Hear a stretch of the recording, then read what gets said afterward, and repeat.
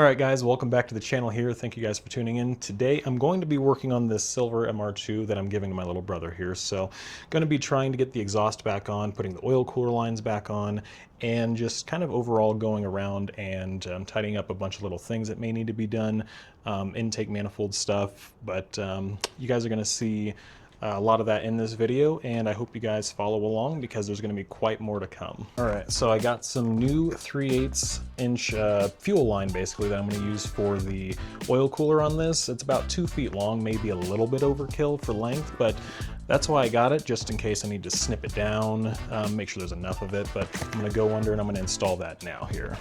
So also have new hose clamps to go on as well with it, but let's dive right into it. Let me grab some snips and we're gonna roll right on down under here.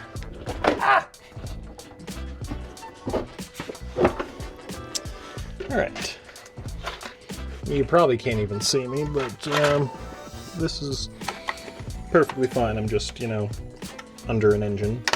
To work on the engine, you must become one with the engine. Remember that. Some good life advice for you. Alright, just to give you guys some perspective of what I'm doing here, it is this oil cooler over to this line here that runs into the coolant feed pipe, or one of the coolant feed pipes. So there's this little hose that runs inside the pipe that'll run through the coolant.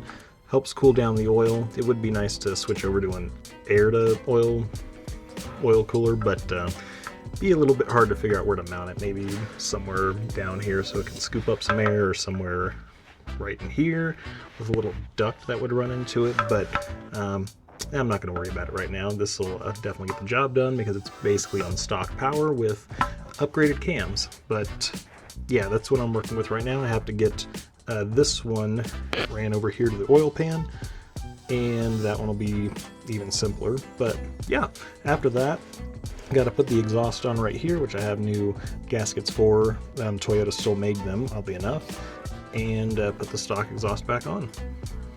Alright, now I got the last hose clamp on there, and everything's out of the way of the exhaust. I may have to put some heat shielding on this, but it may be fine. It may be fine because it's far enough away from the exhaust, but we'll cross that bridge when we get there. Alright, so I'm about to go back together with the factory exhaust right over here, and it's pretty old, but it'll get the job done. But I have some brand new gaskets because, of course, when you go back together with new or old stuff, you want to go back together with new hardware, new gaskets. But this is one of the old ones. Pretty cracked out, probably wasn't sealing, or if it was, not well. But new gaskets, always good to have. So thankfully Toyota still made these and can, provide us with good quality OEM parts. I'm gonna struggle here with the weight of it and whatnot, but it's gonna go back on, and we're gonna have a good old time here. Oh, come on.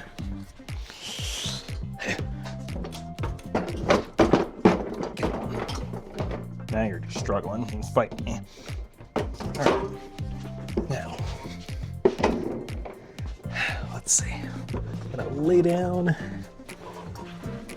and probably just feed it across me if I can. Which I don't know how well that's gonna work.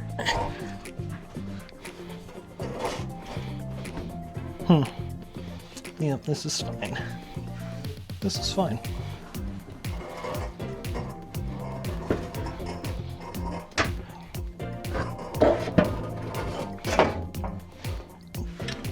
One day I'll have a lift. One day. We'll get there. We'll get there, guys. After struggling there for a little bit, we're making progress. Don't need that. Let's see. Look at that. Absolutely perfect. Alright. Now the exhaust is almost back on. Just have to finish putting in the gaskets and the 3 nuts that hold it to the manifold. Alright, so I got the exhaust back on here, all hung up properly. I'm pretty sure I'm done under the vehicle. The throttle cable, I don't necessarily like where it's routed, but it is out of the way of the exhaust, so it won't melt. And same with the speedometer cable, out of the way of the exhaust, won't melt, so we are good to go there. Now that I'm pretty much done with everything under the vehicle, I'm going to be able to go down here, get the jack stands out of the way, and lower this thing back down. So yeah, follow me on this little adventure. That's not an adventure, but you know, normal stuff.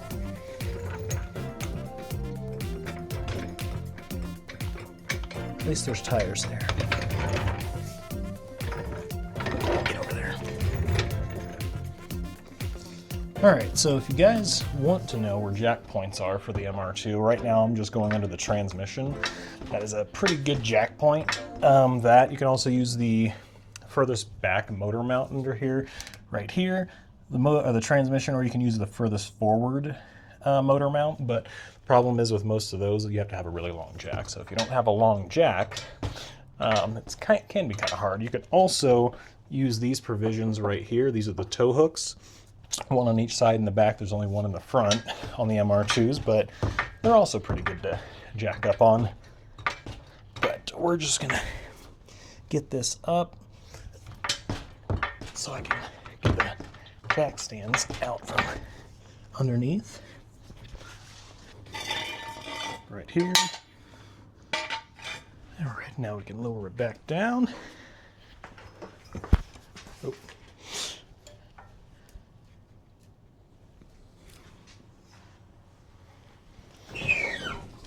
All right, perfect. Now it looks like a normal car again. It's weird seeing it this slow now because it's been up on the jack stands for way too long. All right, so now I'm getting the bleeder out here, and we're gonna come down here and bleed the clutch fluid, which is pretty simple on this. You just go right there where that clutch line is, right below it, and there is a little bleed screw right here. We'll attach the hose to it, and then I'll have my little brother hop in here, press the clutch a bit, and we'll get it bled. So now, if you want to just start pumping it, like press it in just a couple of times. Like 4 or 5 times. Now, clutch fluid here, which is basically the same thing as brake fluid, just so you're aware. All right, oh. Now, yep. But even though, yeah, we'll chat on that a little bit later. But let's see. So we're gonna put this little bleeder on here. I'm gonna put this somewhere fairly up high. Like, yeah, that should work. All right, so now foot's off the pedal, right? All right.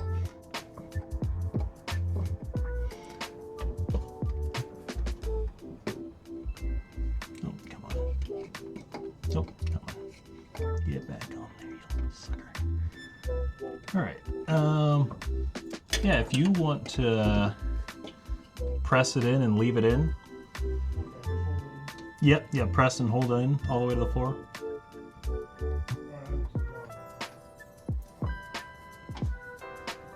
All right, now release. Okay. All right, so now I'm just gonna fill this thing with oil here.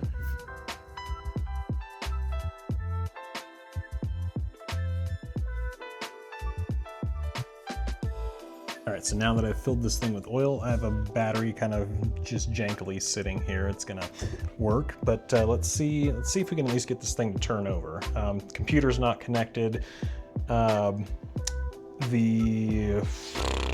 brain isn't working. Wow. There's no fuel in it. It ain't gonna do anything. It definitely ain't gonna start. So let's just see.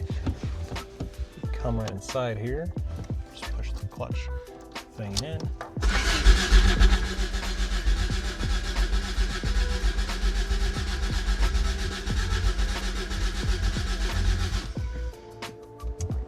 Well, definitely cranks over, but if we look at the dash here, it's not building any oil pressure, which may or may not work without the computer plugged in. I feel like the fuel pressure gauge should work. I said the oil pressure gauge should work without the computer hooked up, but I'm not exactly sure. I'd have to double check to see if that is how that works. Cooling fans are stuck in a default on mode because the computer isn't hooked up. But yeah, I'm hoping at least with this I've at least primed the oil pump enough to be able to start it. I'm going to check the dipstick here because if it did get a bunch of oil in there, it should have lowered on the dipstick a little bit just because it's filling up the oil cooler lines, it'd be filling up the oil filter, and just going through all the different galleys in there that have been drained from when I had the engine apart. Alright, let's see. So, if we pull this out... Okay. Yeah, it was above the dipstick probably by like 1/4 of a quart, but now it's like just below the full line. So yeah, it's priming. It's priming that oil pump and everything else. So that seems like it's pretty good to me. I wonder if the oil pressure sensor just won't pick up a reading until the engine hits like, 40 psi of oil pressure. That may be pretty normal. I'll double check that, but I think this thing's ready for a computer, ready for mass airflow sensor, ready for me to stick the TVIS control back on there and a PCV valve back in, and at least try to get this thing to start. Computer, of course, is pretty easy. You just go in here, and this needs to go back on as well. But just plug it in with all these connectors here, and I'm pretty sure it mounts up some of these holes right there. That's going to be very, very easy. All right, yeah, this is going to be stupid easy. Look at that. This mounts up just like that. Look at that. Absolutely beautiful. And all those connectors, 3 go in the computer, 1 goes into this relay here. For now, I'm just going to connect up the computer. So we have this that goes there. These all should be different as well. That go right there. That definitely goes to the relay. Pins are way too big for the computer. Come on. There we go. Snap right on in. And perfect. Look at that. Now, just have to find some bolts, good old Toyota OE bolts, to be able to mount this back up. But that's going to be easy. There was plenty all around this vehicle. If not, I have plenty somewhere. Alright, well, at least found a bolt that's going to work. It's not a Toyota bolt, but, it still looks pretty nice. It's a silver bolt. It's like what I put in the valve cover, but it's going to get the job done. You're probably wondering what this extra harness is. I believe this went to cruise control, or this one over here went to cruise control. One of them went to cruise control, but the other thing I do need to get is fan control. There is another fan control module for the cooling fans, which I need to hook up. All right, and here I found the cooling fan control module, so I can get that plugged in, which, looking at these pins here, this does look like this could go to that. This has way too many. This connects into this. So that plug back into that. Perfect. This plugged back up into here, just like that. And then I think this hung way up here, something like that. Just for some perspective, it's like somewhere right around there. And that's what I'm going with, because why not?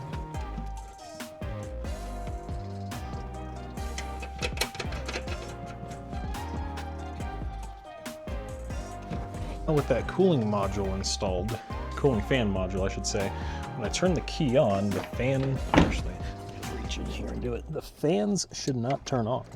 Oh. Never mind, they're still on. Hey, the check engine light's on. I wonder why. Probably because the engine's not running. Anyway, let's see. Maybe now, if I crank this over, maybe now I'll get some oil pressure. Let's see. I'm going to sit you guys right here while I mess with this without actually pushing the clutch in. Yep. Yeah, we are building good oil pressure. Look at that. All right. Yep, probably would have started up there if I, you know, had fuel in it, but, well, fuel and a mass airflow sensor connected, but that'll be the next thing I connect. All right, for the time being, I'm just gonna pull this battery out of here. At least now I know the wiring's still good. I didn't mess with anything that's gonna be detrimental. This thing will still fire, so we're good. I just have to get the mass airflow sensor in here, get some fuel in it, and try to fire it. But my biggest thing is, because I have such a large fuel pump in this thing, it may not be able to run without the fuel return. It may just start spraying fuel. So I definitely need to get the fuel return hose on here, which will connect here and go all the way down there. But simple stuff. I should be able to get that on. I just have to go buy one, which I have to go get fuel anyway, so I can do that all at the same time. All right, time for our little lizard to go back in here. I don't even know where this thing mounts up to. What is this? Oh, I see. I forgot that twists up like that. And I'm missing a clamp that goes there. Let's see if I can find that. All right, well, I couldn't find the, you know, factory hose clamp, so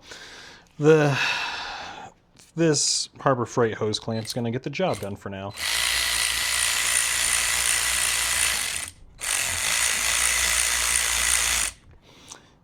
And the electric ratchet is probably the greatest invention ever. Even if this one is kind of slow, still the greatest thing. Don't get me wrong, I like my impacts, but the electric ratchet is phenomenal. All right, gotta loosen this up a little bit. And it's just a little too tight.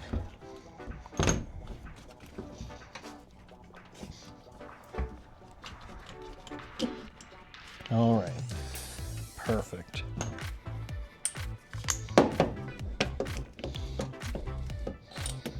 Get on there.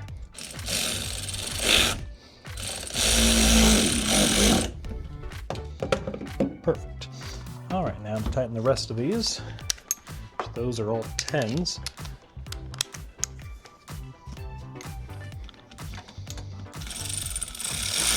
Oh, nope. That clamp is kind of coming off there. Look at that. Come on. All right. Perfect.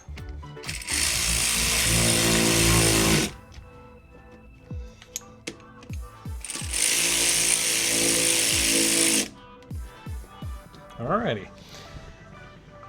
Good. First, now we actually have to plug the mass airflow sensor in. And then there's this little nipple on the side of this, which, you know, honestly, I'm not sure where that goes. And this battery ground is not connected properly. One should be going to the chassis and then one to the engine. But, you know, it's getting the job done for now. It's getting the job done for now. It's fine. But I need to figure out what goes there because I don't recall what goes there. But either way, I need to get it closed off because otherwise it's going to be unmetered air. And it's not going to like that very much. All right, now for temporary purpose, remember, you heard me say temporary purpose. I'm going to slip this on the throttle body. All right, wow, this is not a throttle body. I'm going to slip this on the intake manifold and the valve cover for its PCV system, just so I don't have any technical vacuum leaks. This is just 100% temporary. You heard me say that. We're gonna see how long that lasts. All right, perfect. Aside from that, I just need to get coolant as well. And, you know, if you know anything about first-gen MR2s, they're an absolute nightmare to bleed the cooling system. So, yeah, we're gonna have some fun. All right, well, this thing is pretty much good to go. At this point, I just need to get fuel, coolant, and fuel return line. Figure out what I'm going to do for the TVIS control, which I think I have the controller over in a box over there. And I think that almost about does it for this build, aside from, you know, the front end damage that still needs to be fixed, but we'll get there. I realized I still need to do the axle nuts. I don't have a 30mm socket, but it's perfectly fine. I'm going to get there. I'm going to get this all taken care of. But I hope you guys did enjoy this video. Please let me know if you guys want to see more of this. More of that, which is probably what I'm going to try to work on next after this. And that, of course. That, if you can't tell, did just clean up the headlights. Me and my mom did. She wanted to learn how to do that, so I taught her how to clean up headlights as well. So we also did it on the FRS because headlights were very, very foggy on that as well. Happens fairly frequently.